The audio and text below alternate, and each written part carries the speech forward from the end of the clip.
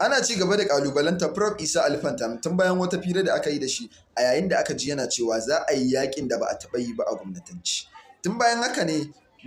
wasu manya-manya suka fito suna ta kalubalantar su har da malamai ma daga ciki suka fito suke ta kalubalantar su akan cewa dan yawa idan an ki bashi takara gwamna a jihar Gombe ba shi yake nuna cewa fa sai ya fito ya nuna cewa za a yi wani yaƙi saboda akwai waɗanda da dama suka sha fitowa da dama takara ma ba su ci ba ya fi so kusan nawa ba su ci ba. Wannan shine babban dalilin da yasa ake ta kalubalantar shi. Ku saurara ku ji kaɗan daga cikin bayanin wannan akan kalubalantar da yake yi masa. Baya mai kukan ƙarya kai hatara kai mana shi ka sake in ƙara jin bakin ka mutum nan aka kada a firamare bai surutu ba sai kai ka ce za ka kawo mana fitina.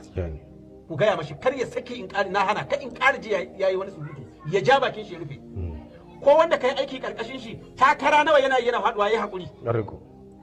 Ba dan dana ka fara yi Abuja ba. Aka baka wata kujera to shi wannan wanda ya baka kujere shekara nawa yana takara yana faduwa ka ji ta da fitina. To kai ba za ka dangana ba kamar yadda kowa ya dangana. Kar ka sake in ƙarjin kai wani surutu sai na mangare ka in kai surutu. In je wani surutu ku gaya mana. Kawai sai ka zo ka ce wai za a ga yakin da ba taɓa ganin irin shi ba wai ko abin zai ci ranka duk hitinar duniyar nan kana nufin za ka tada kowace irin hitina daga an yi firamare election ka faɗi.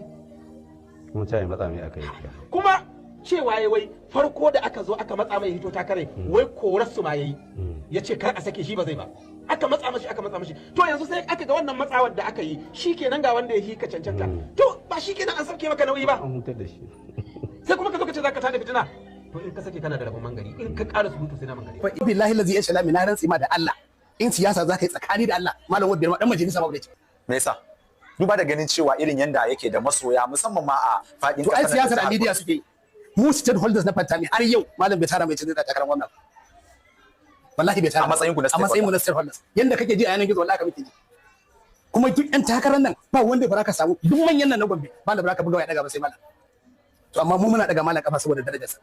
in ya kunce wallahi za mu ƙara kuncewa fa abin da mu sani da Fantami mu zo mu ci mutuncin sa mun bi bayan sa mun man sai yabo mun mar komai idan ya san zai sa rigar siyasa to ya rufe annur din sai zo mu siyasa in kuma zai mana cin mutunci to wallahi ba za mu rage ba